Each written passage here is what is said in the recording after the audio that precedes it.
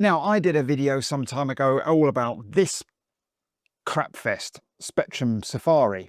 It's not very good and I don't particularly like it, but it's one of those games that I just kept going back to and wanting to play, and it's still something that I play every now and again now. So I decided to make a video about it, and in that video I asked you, Dave, Chris, Trevor, Paul, Tina, Sarah, and whatever other names you can come up with which were popular in the 80s and not so much now, what your game was. Whether it was your first game you ever played that you kept going back to, or just that one annoying game that just got stuck in your head. That one game that screams specky at you.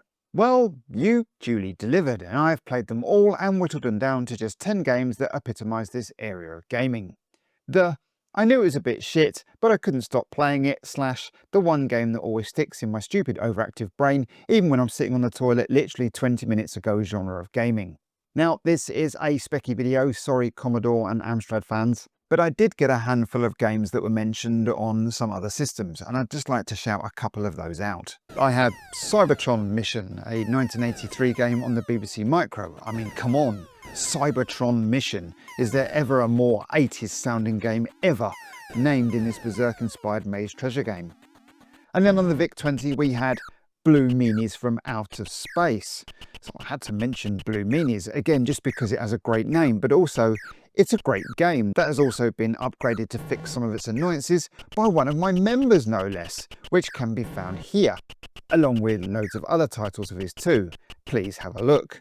So this isn't a countdown, okay? I just went for 10 games because these things take a bloody long time to put together. More games mean more playing. More playing means more editing. More editing means more bloody time. More time, more blimmin' scripting. I mean, even this part where I'm moaning about it takes up time because I've got to edit this bit in, find the right one. I've probably done about 12 takes just doing this bit, and I'm going to ramble on and at some point cut it so that it makes it. It's just let's see what you lot suggested and if they will get the very special Seb's Place approval of games that fit nicely into this category. And I'm hoping there'll be some games that you'll go, ooh, I'd forgotten about that one. Oh, yeah, I remember that. That was a bit shit, wasn't it? But I quite liked it. Right, let's get on with it with number one. Well, it's not number one because there isn't a number one, but it's the first game. Anyway, Lunar Crabs by Micromedia, 1983. Starting off with a viewer whose name can only be said whilst doing a generic northern accent, so I apologise in advance.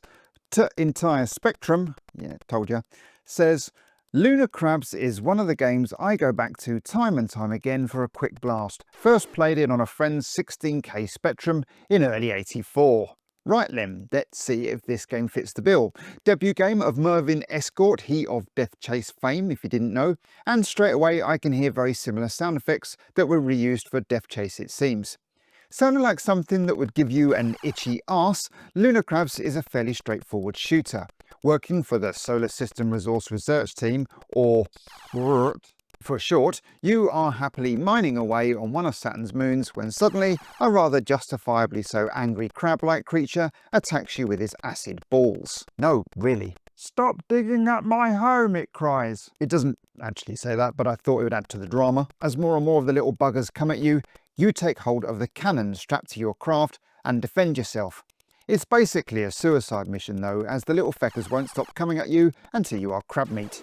Although it seems they are angered by you shooting and tend to leave you alone if you don't, personally I reckon I could feasibly drive my craft back to my ship over there and bugger off, but it seems my objective is to wipe these little shits from existence. So off I plough. It's a bonus you can shoot the acid balls or this would be proper difficult, but in general I was pretty shit at staying alive for very long, but I can see the appeal as a high score target based game that is actually quite fun to play, but not a maze acid balls that you must rush off to eBay and buy a copy, although I did.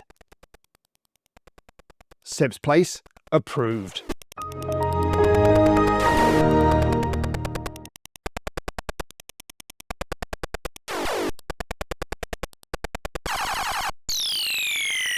Next up we have Carl's suggestion, who said this. Abyss by CSS was my poison back in the day. Had some very similar mini-games, guess the number, just stop there Carl. You had me at poison mate, I'm in. Now, right off the bat, CSS impressed me with its no-nonsense attitude with naming for their strategy games. None of this Jet Set Willy fancy world dizzy bollocks. No lads. Got a game about a battle in 1917? We'll call it Battle 1917. More on that one in a bit. A game about running a brewery? We'll call it Brewery. Gangster game is Gangsters. Plundering games is Plunder. And of course, if you're going to go deep into the abyss, you better play Abyss. Instructions are a little sparse. All we get is, far away from here, in the hidden gorge through the mountain of the Golden Lion, lies the forgotten abyss. Forgotten, that is, until now, when a brave and sometimes foolhardy adventurers strive to cross it. You are one of these elite band whose sole aim is to destroy the many evil monsters that lurk in the shadows, waiting for the next meal to come strolling across one of the many bridges into the abyss. Blimey. Essentially, you cross a bridge by playing random minigames, very much in the same vein as Spectrum Safari, but perhaps a little more shit, and it's somewhat harder. Here's an example you can all play at home. I'm going to show you a maths question that popped up that just gives you 12 seconds to answer. And when I say 12 seconds, that's 12 seconds to read it and solve it. Now, I'm not a maths genius. I only got a D in GCSE maths. I mean, it was a lot harder back then than it is now, obviously. But for me to solve this, and I did solve it, okay, I'm just putting that out there, I did get there eventually. But for me to read this and solve it in 12 seconds was not possible. So, I want only honest answers in the comments, please. Can you solve this in 12 seconds? Are you ready? Steady. Go.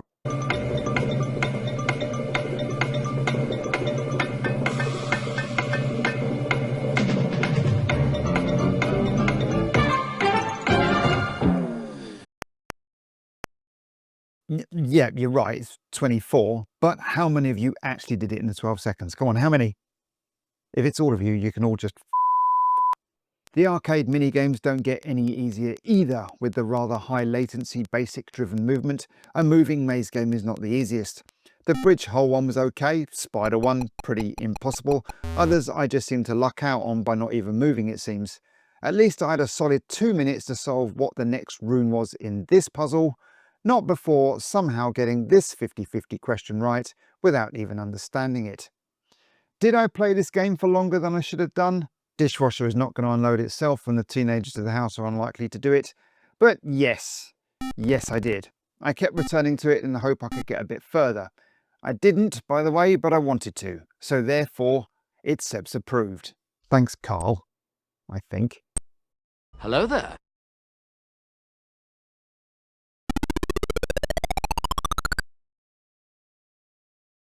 Hello, D&B Classic Tunes. You're up next. And they like to keep their comments nice and short and sweet. So, D&B Classic Tunes, what game sticks in your memory? What is the game that you could go back to? Could be the first game you played on your Specky, or even something you still play today. What is it? Cyclone came with our Spectrum. Okay, Cyclone it is, and D&B Classics is well and truly let off from their rather dry reply, because shut the front door in Sir Clive Sinclair's It's Not a Games Machine face, this is a stone cold classic, mate. I mean, yes, it's effectively a Choplifter 3D mashup rip-off, but my god, 1984, this thing rocks. Imagine being D&B on Christmas Day here. Apart from playing some banging tunes, if this was your only game that Christmas, you would have gladly sacked off the turkey for one more go of this bad boy. Firstly, as a helpful instruction screen, which was always lovingly appreciated to us kids who kindly made backup copies of our Friends and Friends and Friends games. Simple premise, return 5 cargo crates to base and the odd passenger as a bonus from the islands dotted about. But be careful of the Cyclone, that will do its very best to blow you off course, or even at worst, bury you at sea. The key layout, although weird at first, is basically QAOP affair, but to accommodate your moving forward key too. Moving around is really nice, and the use of the shadow to figure out where you are over land is also very nice indeed.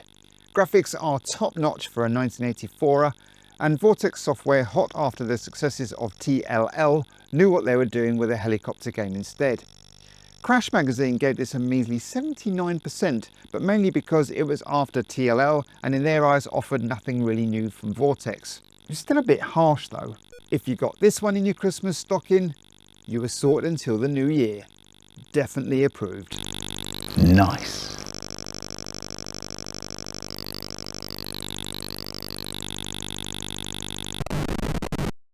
Oracle-H5G goes all politician on my ass and makes my question a question by saying, have you ever played Robin of the Woods by Odin Software for the ZX Spectrum?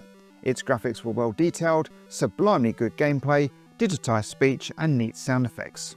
Now, if this was a new game, I would be suspicious of Oracle that he had something to do with it. But this game is 40 years old, but then you use the development name of the game as it was actually released as Robin of the Wood. Is that you, Paul Salmon? Game author, if you were wondering. The instructions tell you a little bit about Robin and what he did, and then some story of a silver arrow to lure Robin to an archery competition. To stay hidden from plain sight, you got to go and find some magical quivers or something. Now, I played this and had no clue what I was doing. I seemed to be pretty good at running about in a circle and not getting anywhere. If I had this game, I would need a map.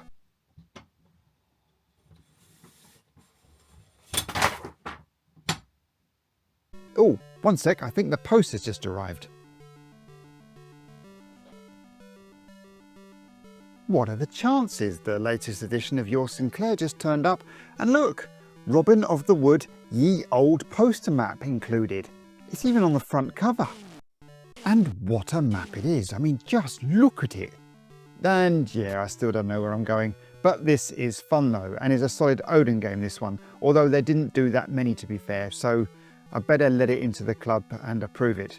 Mr. Salmon or Oracle H5J, this one is Seb's Place approved. Ta-da!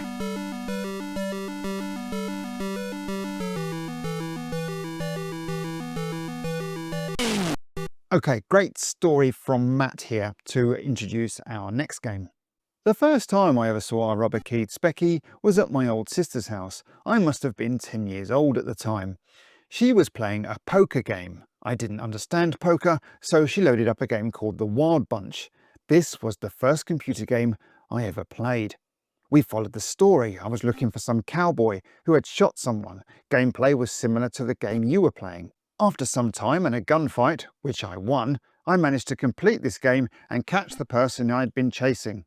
My sister wasn't best pleased, as apparently she'd been trying for ages to finish the game and I'd done it in my first attempt. I never did finish this game ever again. It was just beginner's luck.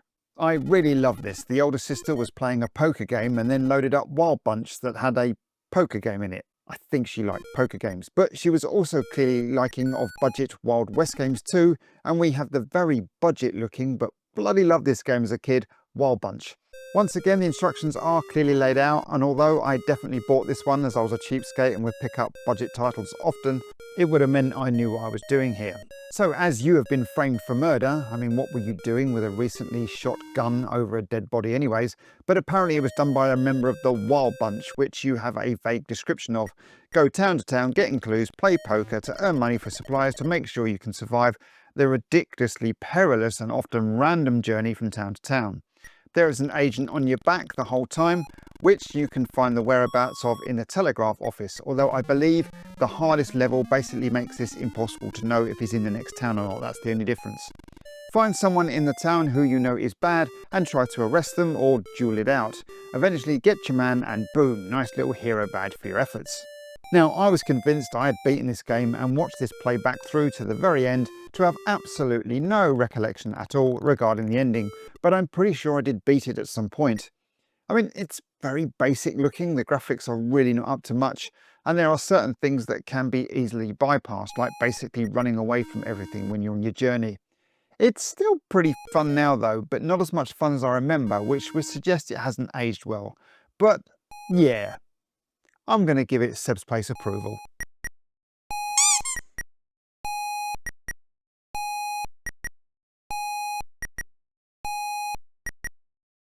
Kite360 chooses a good one. The Specky game forever stuck in my memory is Frankie Goes to Hollywood. It was as bizarre and cryptic as games got. And yeah, I once asked the question if Maelstrom was the weirdest ocean game ever, but this one is clearly. I started playing after reading the controls, thought it was quite neat that you could search at waist or head height, had not a clue what these were or what I was supposed to be doing. I read the manual, still no clue what those symbols mean, and something about becoming a person or gaining personality points or something. And yes, I needed help. So as the instructions were pretty vague, I turned to the crash review, and they said, I understand that the game is to come with verbal instructions on tape. My advice is to throw it away. Well, at least don't put it on. Just relax and do it. So obviously on eBay I went. Maybe those verbal instructions will help.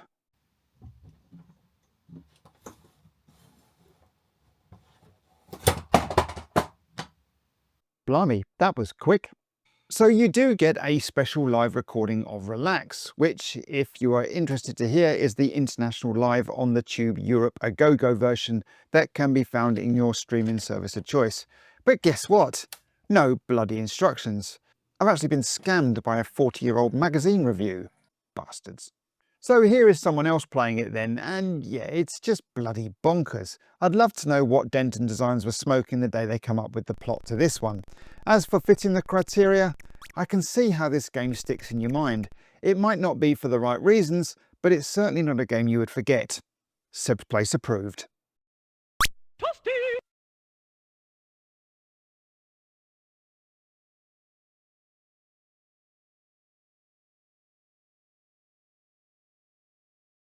More first game remembering this time, with this one. Neil writes, the first game I remember on the Spectrum was Transylvanian Tower by Richard Shepherd Software circa 1982-83. It was a 3D maze game, and I think it was written completely in BASIC. After playing it, I think you might be right, Neil. I remember reading about it in one of those PCN mags of the era. Ah, well, do you, Neil? And yes, he did in fact read a review in PCN mag that definitely heaped lots of praise on the game. But was it justified? Well, first off the bat, see what I did there? Look, the bats look. It's quite cool for a 1982/83 game as far as maze games go. But because it's very much in the land of BASIC, it's about as fast as Royal Mail actually took to deliver these games. It also made zero sense to me in terms of knowing which bloody direction I was facing. Doors didn't seem to match up with the map. That is a whole new level of pain wanting to load each time. And this was my biggest problem. I'm one of those people that have to have the map facing the right way so that I'm facing the way I'm supposed to be going to truly understand if left is actually left. And this game epitomized my problems in this area. I'd look at the map, figure out where I needed to go, and then went the opposite way. I'm waiting for comments that just call me out for being thick, but I don't care. Count Creepie can keep his treasure. I mean, who has a 500-room tower anyway? No wonder he has bats in it. So, sorry Neil, not approved this one, but to be fair, at no point did you say you played this to death. You just stated it's the first game you remember, so it's kind of possible you dislike it too. Not approved.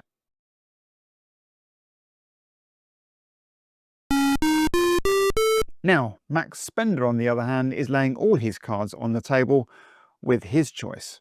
My equivalent to this game has to be Survival. It came bundled with our Specky 48K Plus, and it was crap, but weirdly addictive, seeing how long you could survive as each animal. Waves of nostalgia anytime I happened to play it, but it's still rubbish.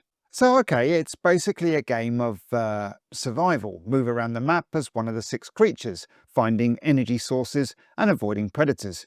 It comes with a fabulous guide to different things in the game, like this upside down hedgehog.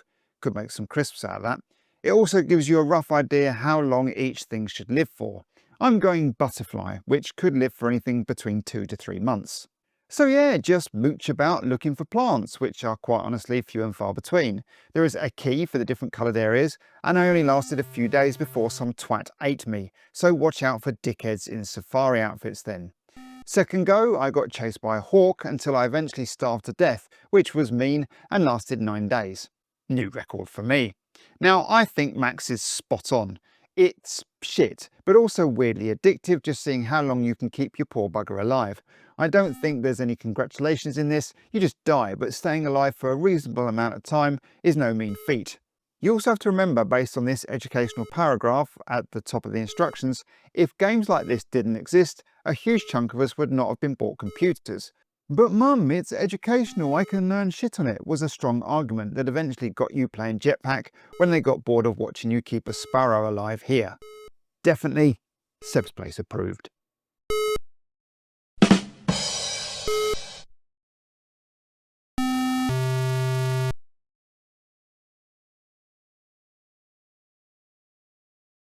Right, little suspicious of this next one, but also fascinated at the same time. Jitman writes, is it a rule that first games have to be sublimely cheesy? My first specky game was Fido 2, where you played a dog that had to guard the garden against moles in between meals. You spot a molehill appearing, you saunter over to the molehill, you whack it flat with your tail. The week before I got my specky, I played on a friend's machine and he loaded up Trans Am, and I still went and bought Fido 2. Now, Jitman did in fact buy Fido 2 instead of Trans Am, but I think they thought they were onto a double bluff winner with this one because Fido and Fido 2 both came on the budget Firebird release called Don't Buy This, with Fido on the cover, and also clearly stating you were buying 5 of the worst games ever. So Jitman knew that we're getting shit, but this shit was £1.99 or £2.50 tops. Trans Am was double that price, maybe even more, and you only got one game, winner winner chicken dinner. Surely these games are not that terrible either. Maybe something to look at in a later video, but let's see if Fido 2 does in fact stack up here. And it's safe to say it doesn't. I hate it. I mean, I like the bonkers premise, killing moles with your tail hooks me in. The weird big-nosed thing that Fido shoots at with his face also doubles up as food. Okay, we'll let that go, but if you shoot the thing whilst on the left of the screen, you are royally There is no getting past him, as Fido is about as fast as I am on a Saturday morning park run after a curry and a few Friday night beers the night before. I wonder if Jitman is getting confused with the marginally better Fido, which has no shooting, but is at least a more realistic, endless filling bowl of dog food to replenish energy after all that tail wagging affair. I did manage some extra levels on Fido 2 though, which basically had a double up on the mean food items, and it seemed as long as you stay clear of the purple one, you had a better chance of succeeding. Have I played worse games? Yes. Cosmic Pirates is league shitter than this, trust me, but this one does rightly sit on this compilation, and it's a game I can safely say I wouldn't go back to. Sorry Jitman, no approval for this one. However, I don't think they would be too upset, as they did comment on another video about another topic that this was in fact their first game, but they took it back to 008 Smiths and told them the tape was faulty. Don't tell anyone. So Buggy Blast was their first game they ever bought and kept. They did say they never got any good at it though, but love the idea of it. So Buggy Blast is valid, and we'll show a little bit of that instead.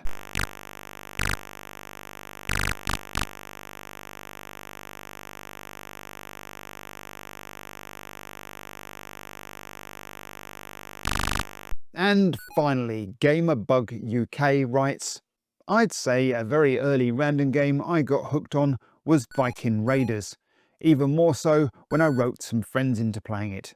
And yes, what a game to finish on. I was about to gush over the fact I played the shit out of this when I was knee-high to a grasshopper. Big grasshopper, stupid phrase. But when I looked up the author, Mark Lucas, he was responsible for 2 games. 2 games that looked very, very similar. One for CSS called Battle 1917 and one for Firebird called Viking Raiders. I think I did play Vikings at some point, but it was Battle 1917 I remember more, but that was a 2-player only affair, I think, whereas Viking Raiders can be played by anyone between 1 to 4 players. So it's going to be easier to review and, well, sort of to play. Now the instructions are good, and for a strategy game it's fairly straightforward. Basically destroy your opponent's castle to win the game with varying different assets at your disposal, which you have 50 gold to spend on. Against a friend, I reckon this is phenomenal fun. Against the computer, and yeah, to counterbalance the rather shit AI, the computer has unlimited funds and unlimited distance for catapults. I lost 2 boats before I even blinked. And I would admire anybody that can play against 3 computer opponents here and win a game. They all just attack you. Yes, it's basic, yes, it's clunky, but I think this holds up rather nicely on both parts of our criteria. Out of all these games, it definitely has that first game vibe, but also, and most importantly, it's a game that would stick with you the most and be one that you would come back to, especially if some of your Spectrum loving mates are still above ground to play it with you. Viking Raiders for the win. So what do you think of these games then? Any of these match your criteria as maybe a first game or something that you just always remembered and would always go back to? Or is there something else that you remembered? And maybe if you comment down below, I'll mention it in another video. I might do a Commodore one, or I might do an Amstrad one, or I might do another Spectrum one. I don't know. Anyway, as always, thanks for watching, and I will see you all on the next one. And I'm going to finish with reading the magazine this week. I say this week like I do a video every bloody week. Yeah, I'm going to get back to studying my map. Cheers, everyone. See you soon.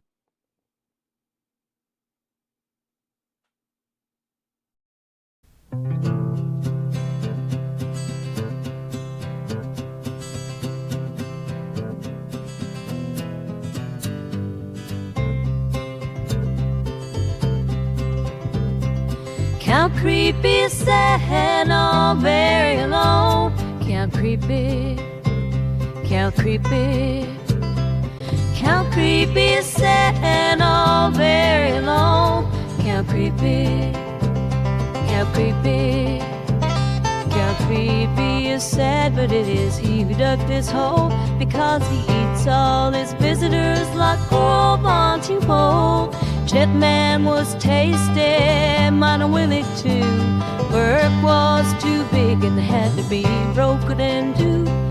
Count Creepie sat all very alone. Count Creepie, Count Creepie. Count Creepie sat all very alone. Count Creepie, Count Creepie. Count Creepie